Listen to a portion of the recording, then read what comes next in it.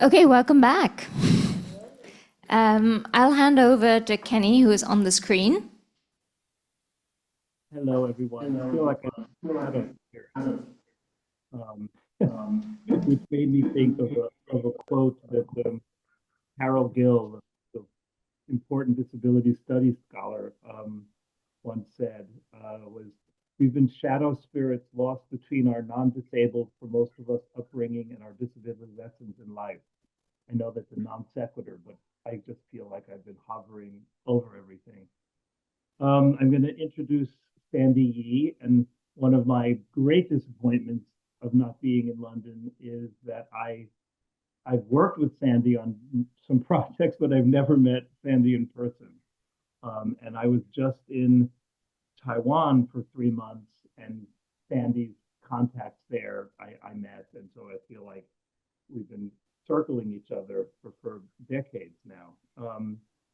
So Sandie Yee is an assistant professor in the Department of Art Therapy and Counseling and the program director of Disability Culture Activism Lab at the School of the Art Institute of Chicago. She has a PhD in Disability Studies from the University of Illinois at Chicago, an MA in Art Therapy from the School of the Art Institute, and an MFA from the University of California, Berkeley. She is a disabled artist and disability culture worker whose work focuses on wearable art made for and with self-identified disabled people. As a part of the disability art movement, Yee's art, Crip Couture, explores the issues of intimacy, desire, and sexuality of the disabled body-mind. Her research interests include disability arts and culture, disability fashion, accessibility design, and programming for arts and cultural venues, and disability culture informed art therapy. I just want a little side note is that in a 3-year project I curated and edited called Disability Futures in the Arts, which is a 3-year series of essays by disabled artists. Sandie's Crip Couture Manifesto is published there, which is in Word Gathering, which you can find easily online. So Sandie, I'm just so sad not to be there with you in person, but I'm really glad that you're there and you're going to tell us all about your work and all that stuff with Crip Couture. So take it away, Sandie. Thank you, Kenny. Kenny, I think we met 2006 for a very brief of time, and I was pretty starstruck, so I probably was like, hi. Thank you so much for inviting me. Good morning, good afternoon, good evening, good night, or good middle of the night, wherever you are at. Thank you for coming to my talk. My name is Sandie Yee. I go by she and her. I am a Taiwanese woman with long black hair, and I'm greeting you by waving my hand with the 2 fingers I was born with. My talk is called Crip Couture as a research method. So in the next 30 minutes, this is what you can expect. First, I will provide the definition and parameter of Crip Couture. That's my practice. And next, we'll be reviewing my thinking since the early 2000 and see where it is still going today. And I'll be doing so by illustrating my point through images of my artwork. Next, I will provide image descriptions. I will read them either aloud or integrated in my talk. Lastly, you are invited to engage with an art object.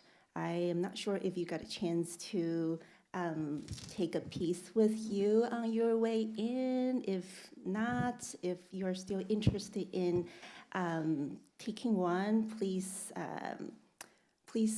maybe wave your hand, and perhaps that one of the staff could help with bringing you a piece.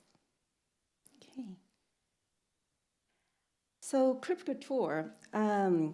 Crip Couture uses wearable art as a medium to articulate meanings of disability generated from Crip identity, Crip specificity, Crip relationality, and Crip collective care. So what it means. Hold on one second.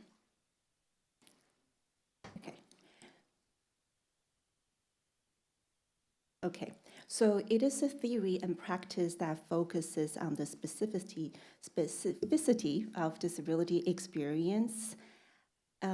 Basically, it means it connects to the politicized disability identity, lived experiences of disability and chronic illness, the way that disabled people connect and relate to each other, and how we attend to each other in the disability community. Crip Couture imagines haute couture through disability culture. Like haute couture, it produces one-of-a-kind limited works, but its exclusivity centers disabled people rather than elite consumers, and its wearable art carries no price tags. While haute couture emerges from historically ableist, sexist, and class-exclusive system and often reinforced normative beauty for the non-disabled male gaze, Crip Couture is grounded in disabled people's desire, healing, community, and activism. So I will be giving you some examples, and I will illustrate how Crip Couture, its creation functions not as luxury design, luxury commodities, but as adornment, assistive tools, archival, and living dialogue of disability experience. So there are three photos scanned from an old newspaper article. A young woman, that's me, with dark hair looks at the camera while holding artwork covered by cutout shapes and drawing with her two fingers. In the center, a zoomed-in view of the same child who leans over a sheet of paper, concentrating while writing a pen with her two fingers. On the right, the same child carefully cuts paper with scissors, focused on the task. I was featured as a child who is optimistic and courageous by a news reporter. Like many disabled people, we are often expected to present our best selves so we don't become a burden to our families or society. The overcoming narrative has significantly shaped my outlook on life and my personal values. I simply did not know any better before I came out as a disabled person at age 25.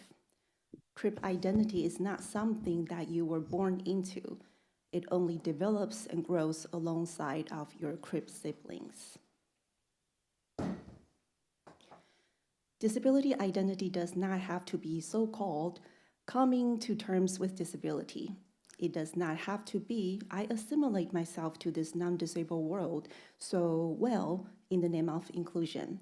When you are a disabled person, anything you do differently from non-disabled people is often considered as adaptation.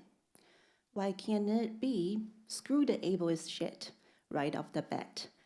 Why not say, welcome to the Crip family, you're one of us, when people become or come out as disabled people? I'm tired of being good at adapting to an ableist world. The image shows a navy blue children's shirt with the words, "Be thankful," printed on a light blue circle on the chest, displayed against a plain background. This is an advertisement for the adaptive clothing line from a store called Target in the States. It says, "Teach your tiny tot to appreciate the good in life by having him wear the adaptive short sleeve by being thankful." So it was designed for autistic children. They changed the fabric into really soft materials. So adaptive fashion has been a hot topic in the 10 years or so. I did not want to adapt to the non-disabled world. It means that we were expected to be thankful for whatever the ableist society is willing to give us. I wanted to know how disabled people, particularly people who were born with limb differences, tailor their clothing. I interviewed parents of children with limb differences and disabled adults. I traces the outline of people's hands and feet. I turn them into sandpaper cutouts and invite community members to color them. I then printed them on a white fabric. Here's an image of a man's hand with 3 fingers resting on paper while my hand traces its outline with a pen. And there are 2 boxes of crayon and a pile of colored sandpaper cutouts. They are shaped with various hands and feet. A few of them are printed on white fabric. So the work was produced back in 2004, and here are the final product. 2 baby onesies printed with colorful hand and feet shapes. The onesies on the left has a long sleeve and an enclosed sleeve. The onesies on the right has 2 sleeves with different lengths. It is printed with an abstract line drawing. Well, actually, the line drawing was a picture that I took out, so never mind that. I did not want to adapt. I wanted to create clothing with disabled body variations at the beginning of the design concept, in the process of cutting fabric, and in the process of making patterns. This Crip specificity, why did I choose that word? Is an example of exclusive clientele in what I later coined Crip Couture 7 years later. Crip Couture does not see the norm as the baseline.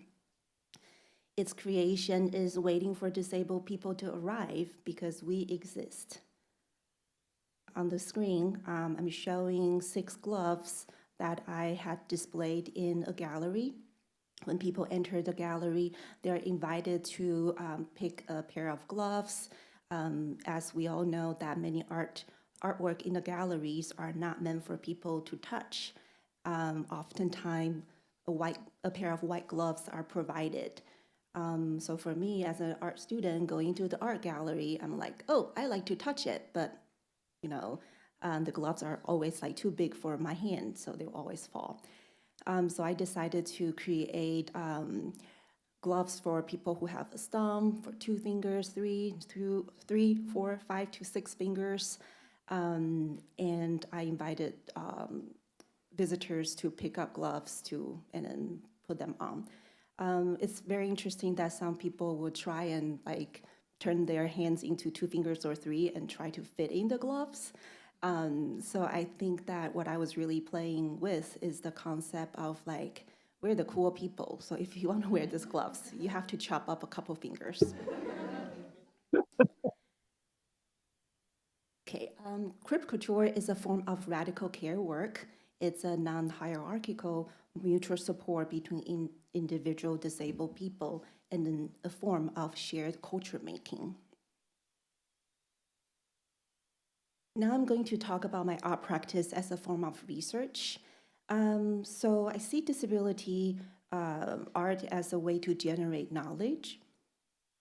So in research, you collect little things here and there. You ask them to guide you.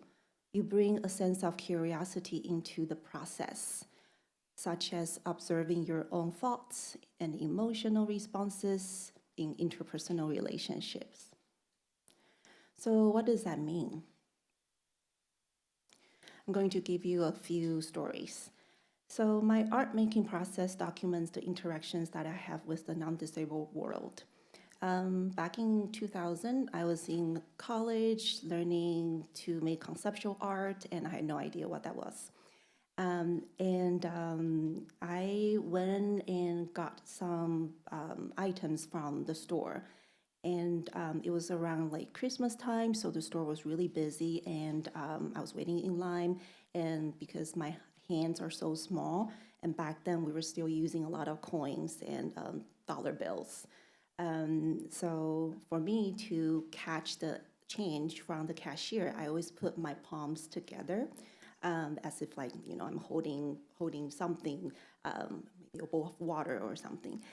And I remember the cashier was very decorative. She had earrings on both sides of her ears and necklace and everything that you can imagine.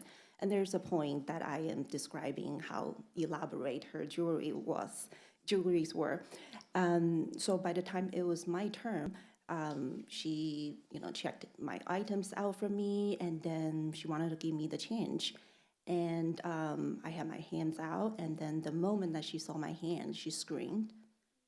So the entire store got really, really quiet.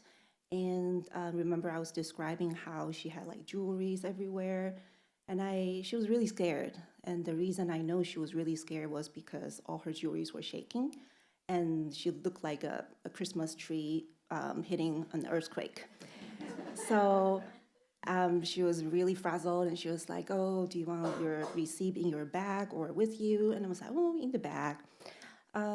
It's cold in Chicago, so by the time I leave the store, I was like, "Yeah, okay, my body's pretty warm, but for some reason my face was cold." And then I realized that, whoa, I was having running nose, I was crying without me realizing this was my body reaction. Later in psychology, I learned about a term called defense mechanism. It means that when something scary or threatening happens, such as a car crash or something traumatic that happens to your own body, mind, there's a mechanism within you that kind of shuts down things. So it might happen when people are trying to interview someone who just got into a car accident. What happened? They may be really disoriented. So I did not know what to do with this experience. So going back to my studio, I create this rounded dark hair object with a thin curved spike emerging in the middle. And the way I wear it is almost like holding a little basket by inserting my two fingers into the little basket handle, and a fishbone grows from the middle, the middle of my in the middle of my fingers. So back then, I was really growing into the idea of that I want to protect myself. When I grew up, I was always told that people want to look at you, or people ask about you, or people assume that you cannot do things is because they care about you. Or they are just so sad that you don't have 5 fingers. They want to pray for you, so it's for your own good. So I became really good at taking care of other people's feelings. So as a young child, it's I'm really good at reading faces and understanding what other people are going through. This is quite a good skill for me to become an art therapist. But looking back, it was not fair for a young child to go through that. And I'm pretty sure that a lot of disabled people, if they grow up with this disability, we learn to adapt. We learn to take care of other people emotionally. Disability and chronic illness experiences are a source of knowledge, but I really did not know that at first. So on the left is me facing and looking at my own hand against a table. I'm almost leaning on the table, and I am wearing a pair of orange gloves with a pair of scissors, and I chop off the additional finger compartments that I don't need, and I oftentimes say that I like to castrate all these unnecessary fingers. And it's a moment of me looking at my own hands and have an internal conversation. And the image on the right is a portrait of me, again, wearing the sculpture gloves, and this a pair of gloves were made with sterling silver wire.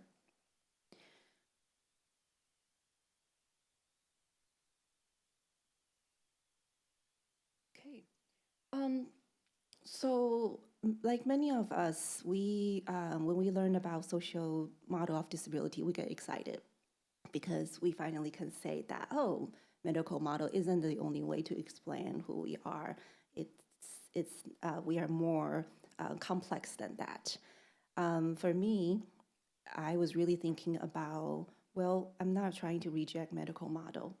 I embrace social model, but I also want medical model when I am sick. So for example, when I was born with fused fingers, so modern technology, medical treatment actually helped to separate my fingers, so I have more fine motor skills to do sewings or anything that I am doing. And I think back then, back in 2010, in the States, there were a lot of conversations about, yes, starting from the disability rights movement, a lot of people want to say, yes, we can do it. We can be a part of the society. Include us. We are good. We are hardworking. So you always have to show the good side of things. And people are like, we don't want a medical model. We don't need to be fixed. So a lot of conversations are around that. And also people were shying away from saying, well, chronic illness sucks. It does happen. It doesn't go away. It doesn't mean that when we remove all the barriers based on social model, we are pain-free. So I was really, struggling with like, oh, why is that? Why is there like such a dichotomy between the medical model and social model? Why, there's got to be somewhere in between. So this piece was really thinking about the scar I had for doing skin graft. It's around my pelvic bone, and in this picture I show I wear a pair of, not a pair, just one, underwear with holes cut out, showing my scar on my pelvic bone, pelvic area, and then I wear a pair of rings with exaggerated skin in between my fingers, and they were made with latex, so they're like skin-like. Making art practice is a way to document knowledge. So in research, you look for what has been done. You learn from the disabled siblings, aunties, uncles, ancestors who walked or rolled before you. And you take notes and be attentive to how your body mind holds the space. When I first got into disability studies, I read Kenny Fry's edited book, Staring Back. And it was huge for me because I did not know that I can look back, stare back at the powerful non-disabled gaze. So here is a project I did with a doctor who tried to offer me surgery when I was working as his intern in a burn unit. So he did not remember he had met me years ago, and he offered the same surgery. And when I say, oh, no, thank you, and then he was really shocked because like people always take advice from the doctors. So there are 4 black and white photos capturing me interacting with a doctor who was wearing a mask and a white coat. I dress in a patient's gown with my back exposed. The doctor examines my 2 fingers by holding a tweezer. I made a pair of green scrubs for the examination. The doctor faces me with his back while prepping for the procedure. Meanwhile, I look at myself in the mirror. I then face the camera with my arms crossed, leaving the doctor examining the pair of green scrubs made for my hands behind. And I had another artwork that explores staring back. I just want to add, like when I was reading Candy's introduction chapter, it was the hardest thing that I ever read, and not because it was like written in a very hard English, but it was the content that I feel like I was crying for like every maybe one sentence. I'm like, oh my gosh, how did he know? Like, oh my gosh, I don't have to explain it to anybody. Like, how did he know? So this that was the period of time that encouraged me to look back at all the interactions I had when it comes to gaze. Visiting Taiwan one summer, it was really hot, and a man got really close to me. It was very uncomfortable. I was trying to get things out of my backpack, so my hand was like moving in and out of the bag. And then I realized this man was staring at my hand. So it's like little penguins, like when you turn on this flashlight on the wall, the head just like goes left and right, and that's what happens with him. And at first I thought he was staring at my boobs, and I'm like, ooh, that feels uncomfortable. But then I realized, no, he was really looking at my fingers.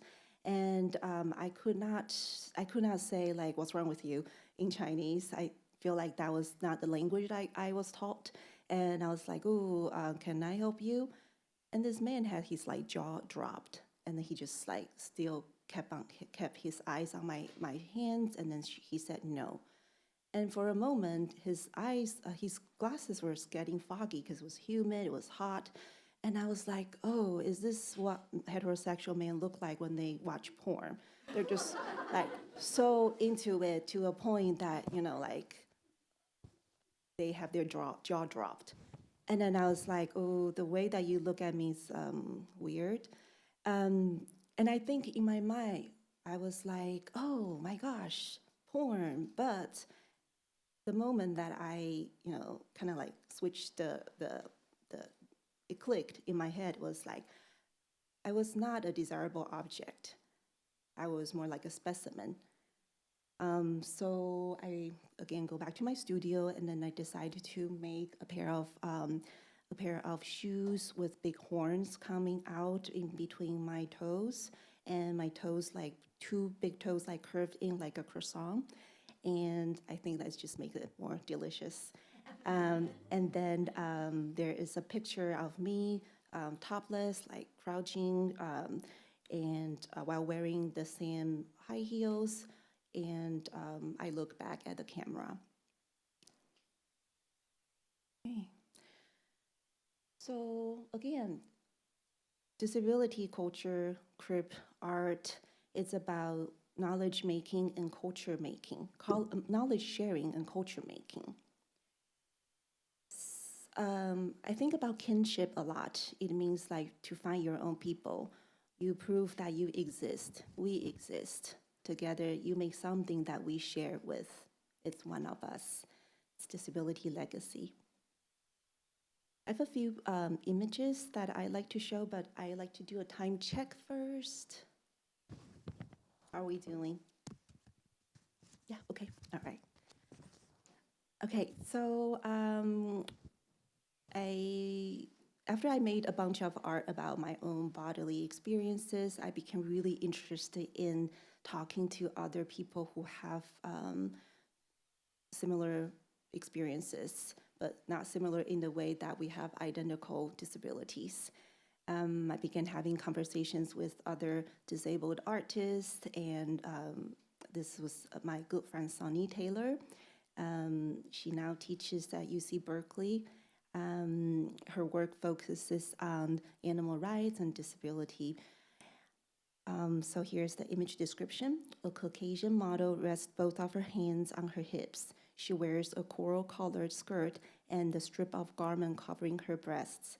A pair of white L-shaped wrist braces cradle her wrist, which naturally curve inwards. Her finger curved and rest gently next to each other. The L-shaped braces have a hard surface, but with organic, wavy edges close to the model's hands.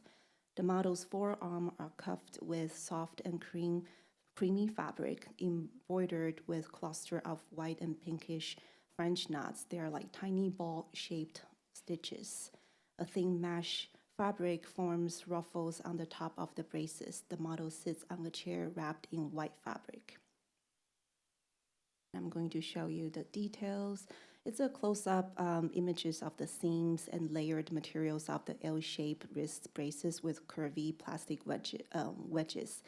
And the interior is lined with, again, embroidery, knots, French knots.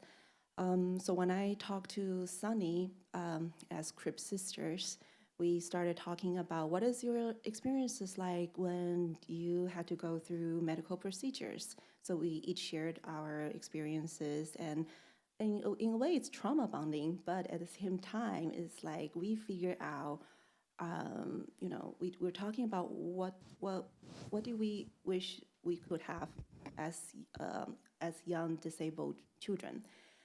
So I ended up making her this set of braces.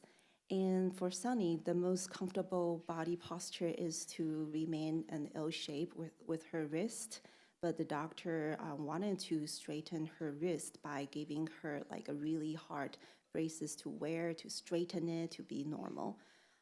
So in our conversation, we start to define what it means to be normal for us and how we do not want to change.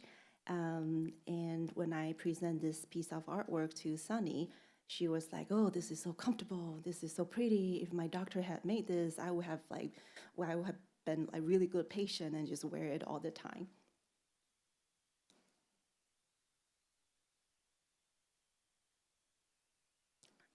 On the screen, I'm showing a piece of my work from 2011, a pair of legs-wearing boots made from soft latex sheets imprinted with scarf-like textures.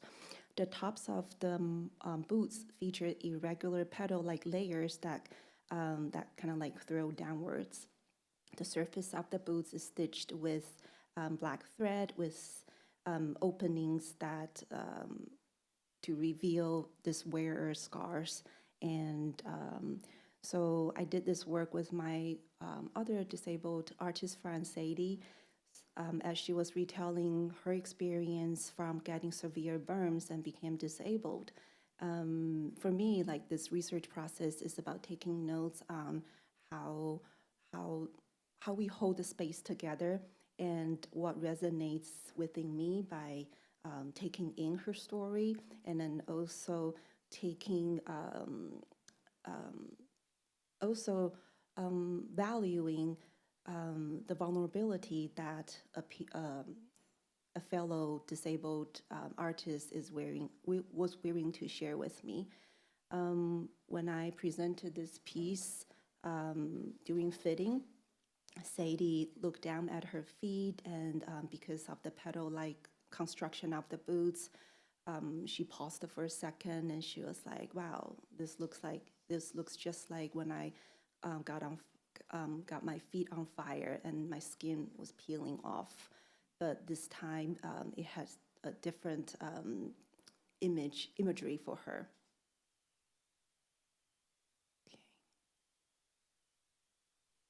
Okay.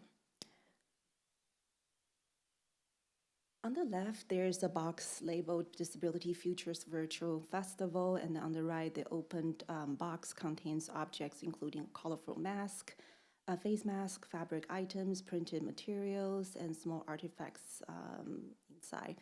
So back in 2021, a lot of us weren't able to gather in person anymore, and there was a Disability Futures Virtual Festival. And I work with Since Invalid on creating long strips of fabric, which is the ones that I would like you to take you home with you if you like. This is a 6-foot-long kelp, Here to Help. It was produced by Crip hands during the pandemic. You can use it to measure social distance. You can wrap it around your body. You can dance with it or sing to it. You can turn it into a bracelet, a necklace, a crown, or a sling, or cut the kelp into shapes that make you feel home. So we offered this as Since Invalid presenters. Patty Berm talked about the intersections of disability justice and climate justice. And I think I made 200 of them for the attendees. And when you unroll them, you can see they are filled with the shapes of my 2 fingers. So thinking about how disabled bodies and mind are wisdom, and thinking about how we connect with each other became the foundation of my practice. This is a picture of me and my finger brother, Matt Fraser, from London. He has shortened 4 arms and with like 4 fingers on each hand. Whenever we get together, we have our family reunion picture. We will always hold hands, and this time I also brought him a strip of kelp with my hands. So again, thinking about family, what does family mean within disability community? And I remember many, many years ago when I first met Matt, he was like, oh, Sandie, you know, in the UK, when you have two fingers, like you show two fingers, is the F word. And I'm like, really? Oh. And then he was like, you get to say fuck you all the time. And I'm like, oh, I never thought I could do that. And that's pretty thrilling. Okay. So the last piece I want to share with you is I want to talk about how I see Crip Couture, how it archives traces of us, how it conserves and preserves disability legacy, and how Crip Couture sees disability as a form of cultural heritage. So my body distributes its weight onto toes and heels. As a result of such weight distribution, I grow really thick calluses. I oftentimes use an X-Acto knife and sometimes nail clippers to just remove the calluses. The collection of my dead dead skin flakes is a record of the unseen labor of my everyday acts of walking. I contemplate ways to preserve the evidence of my existence in a society that aims to erase bodies like mine. So I do have two small projects. The one on the left, your left, yes, it's called Skinny. I started making them back in 2014, I think. And then on the other side, it's called Mileage, which I just made last year or the year before. On the left is the piece that I collaborated with my good friend who grows her skin 100 times faster than average people. I work as her personal attendant, and I mostly help her with body hygiene and putting lotions on. But then before then, if she had a lot of skin flakes, I help her to remove them. And there was one time that after helping her, I just collected skin flakes, and then they became a little mound of skin flakes. And as I was about to toss it to the trash can, there was a moment that I just realized that, am I tossing a part of her away? Am I tossing her disability away? Am I throwing her away? And I couldn't do it. And I asked, like, is that okay if I keep your dead skin? And she was like, sure. And she always said that if, she could sell her skin, she would be a very rich woman. And so we started collaborating. And so every time I help her, I collect some of her skin. And because I know my dead skin so well that I know how much force to help her in terms of like getting rid of the dead skin and how to massage it. So it becomes like a Crip sister code. Like this is some shared experiences that we have. So I began making these like small pouches. They are like round, irregular, fleshy, semi-transparent pouches with dead skin and threads and then fabric. And then on the right, I start collecting my own callus skins and callus flakes, and then I had like a huge pile of it. And so for my sets, I also glued quite like some large pieces on the outside. And then you can see most of them are like light tanned, yellow, gray, or white, and they're like visible skin lines and cracks. And both of them, they do have dead skin flakes suspended inside, and it's like preserving the material. Okay, that's the end of my presentation. Thank you.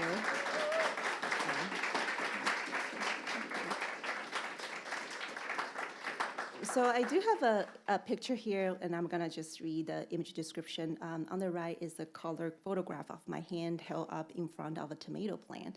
2 eyes are drawn on fingers, and a smiley face is drawn on the palm in black marker, turning the hand into a playful character who seems to be very excited to see green tomato hanging above the eyes.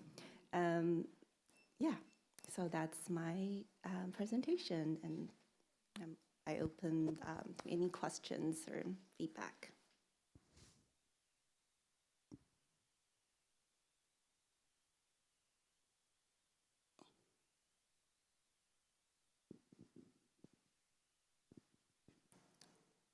Hi, you spoke at the start about sort of coming out as disabled, and I find that really interesting, because like when I was little and I went to a special needs school, and at the time I wasn't in a wheelchair, I could walk short distances, so I used a rollator, but I didn't understand why some of my friends use wheelchairs. So, like, to try and make it easier, my dad explained to me that, like, I was sort of half disabled, was the word he used. And so it wasn't until, like, a few years later that I started using the word disabled to describe myself. And so when you just said now, like, coming out as disabled, yeah, that really fascinated me because it's something that resonated with me personally. And I just wondered, yeah, would you sort of expand on that? Yes, of course. So when I met, I think, Kenny and Matt Fraser and a bunch of like cool disabled artists and disability studies scholar, was back in 2006 at the Bodies of Work. It's a network of disability art and culture festival.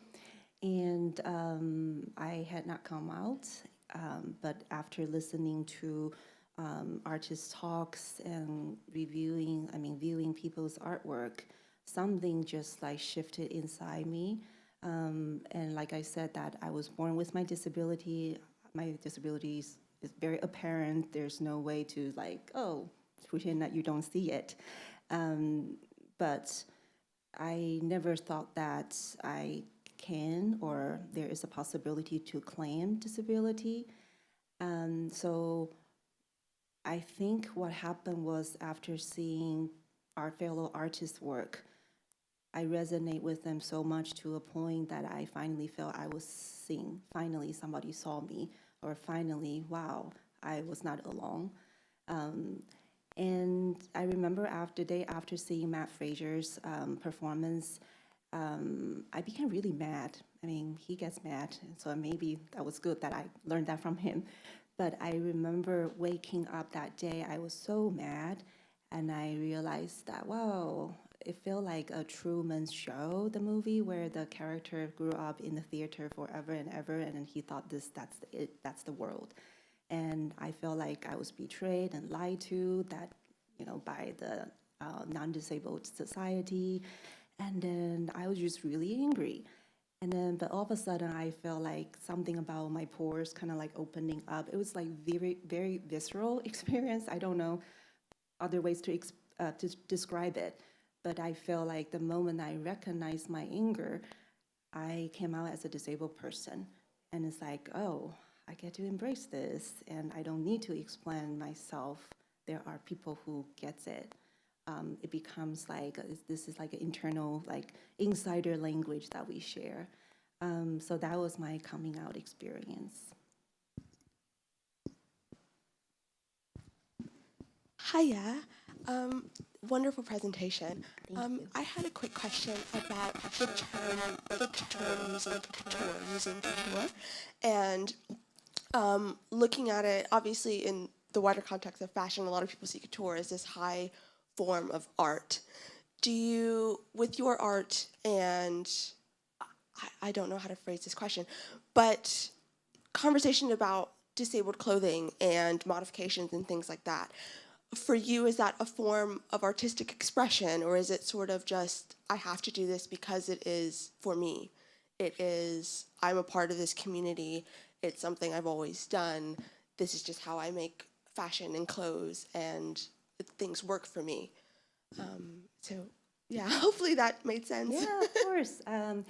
I was too scared of fashion design people when I was in art school. I thought they were so cool, and I was like, well, okay, I'm gonna just work on my inner beauty, and so I did not take any fashion classes. But later, I always find myself sewing, cutting fabric, and doing things. So I never had like traditional fashion design. What I would say is I am not into creating adaptive lines, adaptive clothing. I think not enough people are doing it already. I'm not interested in altering, already made clothing to say, hey, disabled people can wear it too. So there's a lot of like, well, if non-disabled people are doing this, disabled people want to be a part of it too. So with my baby onesies, I think it was my first attempt to really shift things around. It's like, well, I am cutting this fabric by thinking this specific pattern will fit a child without arms, a child without limbs. And as a matter of fact, for that exhibition, I turned a storefront gallery into a almost like a shop for baby shower. Like if you know that your family or someone is going to give birth to a child with various limbs, you can come and pick up a baby onesie as a baby shower present. So I don't think I am interested in making fashion items to serve as a commercial commodity.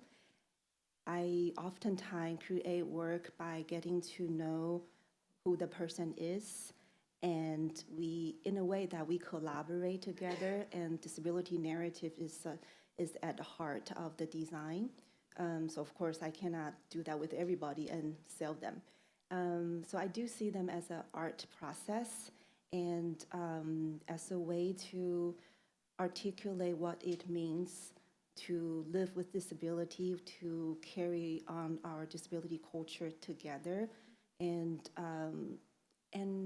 I also feel like we need to see different models that are not coming from the non-disabled world.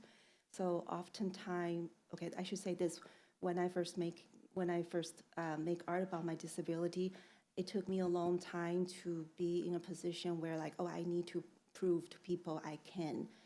Starting from being a young child, I have to show people I can draw with my hand, I can use scissors, I can. And then, as I began creating art, yes, I thought about I need to let people know my work is good enough, I am an artist too. But for some reason, these processes feel fragmented. And until that, I have a realization that, I don't need to make art to serve non-disabled people. I want to make art for my people. And so I have a very specific targeted audience. Like, I don't care if other people, don't get disability through my work. Like, I don't have time for it. And in fact, like a few months ago, someone asked me, like, how do you make non-disabled people understand? And these days, my answer is like, I don't. I rather put my energy into the process and develop solid work, so we can have something that we share within disability community, and it's about creating our own aesthetics instead of looking out to meet what the non-disabled and mainstream art world want us to do. Thank you. Thank you.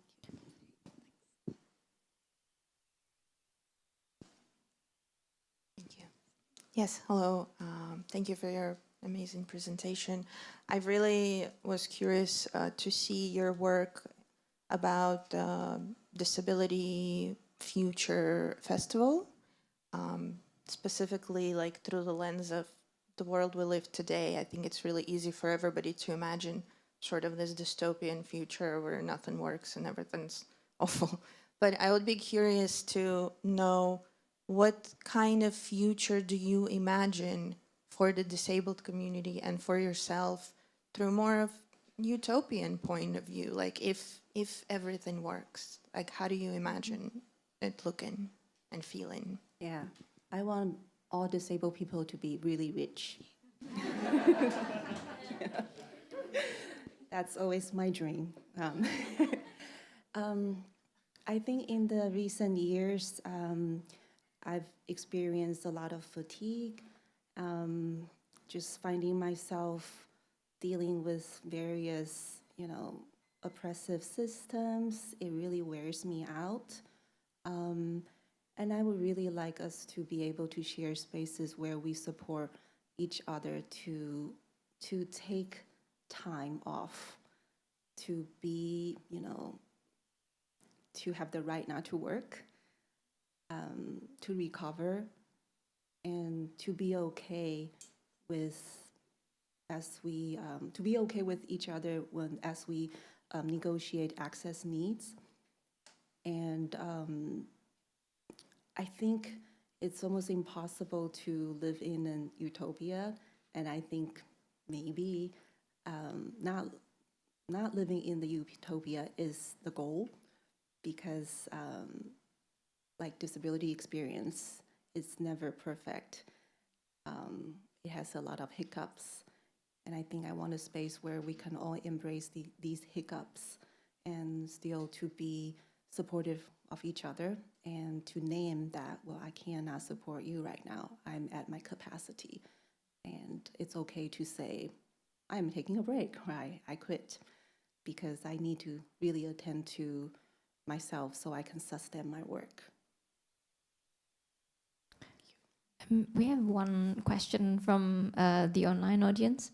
And Katie Robertson would like to know more about the photographs with the doctor, and asks, how did the doctor react to being part of the photographs, and also whether it helped them question their initial reactions. Yeah, so this doctor, so I think the first time I met him was, I wanted to get my ears pierced.